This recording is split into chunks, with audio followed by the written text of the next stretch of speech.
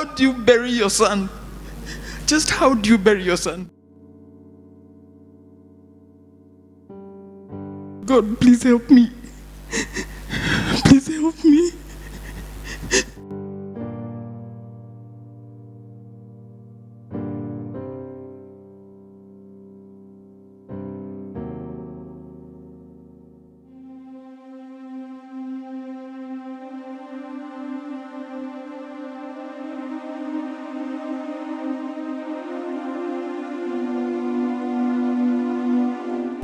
Last year in August, this is the first time that I've been able to publicly share that my son committed suicide.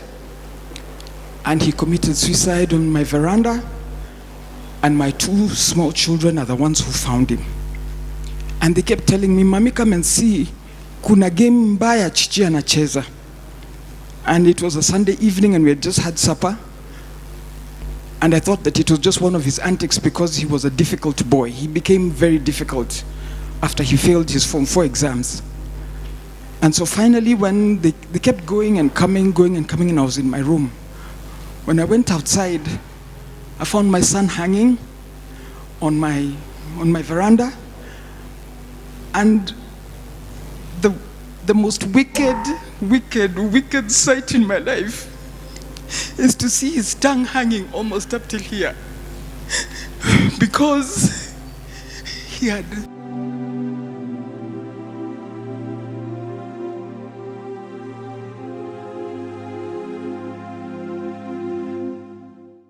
I screamed and I climbed up immediately and I collected him and I put him down and I rushed. I started calling his sisters to take him to hospital. So we rushed to hospital, but when we reached there, the hospital told us that nobody actually was doing anything. They checked it. I told them to put him on oxygen because he was lacking oxygen and his fingers had become gray because there was no oxygen. That usually happens after 2 minutes or about 6 minutes of lack of oxygen in the body. So I walked out and I just went and I told God, "God, please help me. Please help me."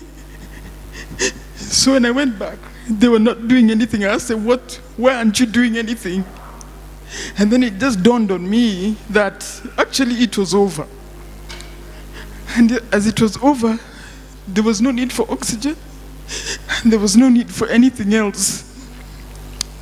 And so we had to wait there until we reported to the chief, reported to Embakasi police, and wait until about 3 o'clock when the police vehicle came to take my son and put him in a vehicle car and take him to the mortuary.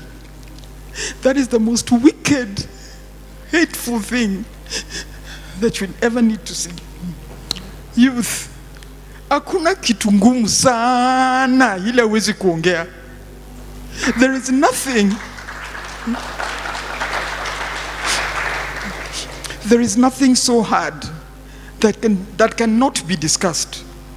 Whether it was sexual violence, which I came to discover that he had been sodomized, whether it was bullying in school, whether it was peer pressure, whether it was failing his exams. So when he failed his exams, first of all, his knowing depression makes you have all the symptoms that are mentioned in that paper.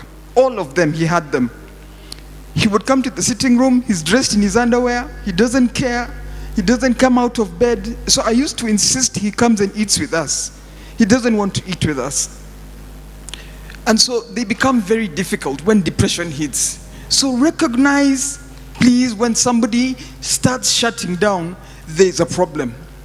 This boy had grown up as a very healthy, loving, fun-loving boy, full of love, full of laughter, full of jokes. But something happened somewhere along the line, and he just started withdrawing. And I kid you not, within 6 months, he had committed suicide. Youth, I want to tell you, you know, you can think that you're the one in the problem. There's a place you will reach, you will be unable to pull yourself out again. So before you reach that pit, before you reach that bottom, please ensure that you have talked to somebody. please ensure that you have shared with somebody. There's nothing too hard.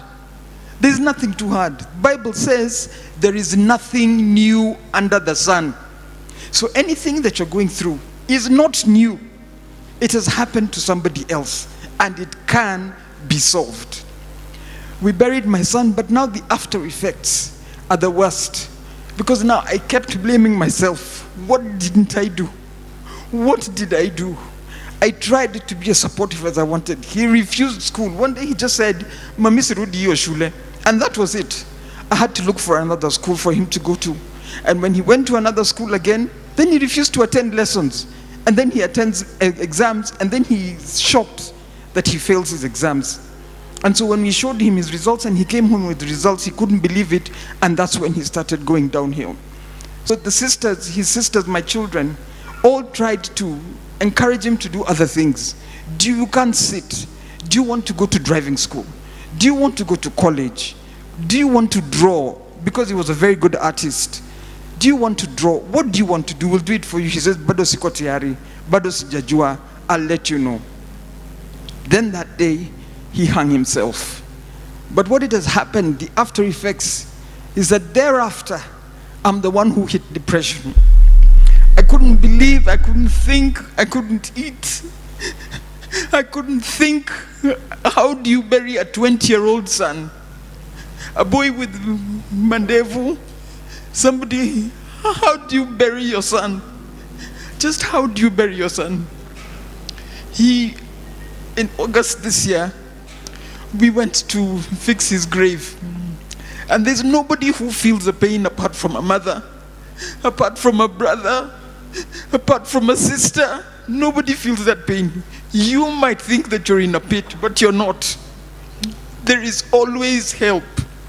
I want to thank the government for making mental health a priority, because we would have lost so many. When we were going to collect my son that day, we were so many parents. We left at 5 in the morning because we were going to Siaya. And I tell you, 6 parents were there because of suicide. 6 parents. And those that were in there that were waiting to be collected the following day, some were being brought in.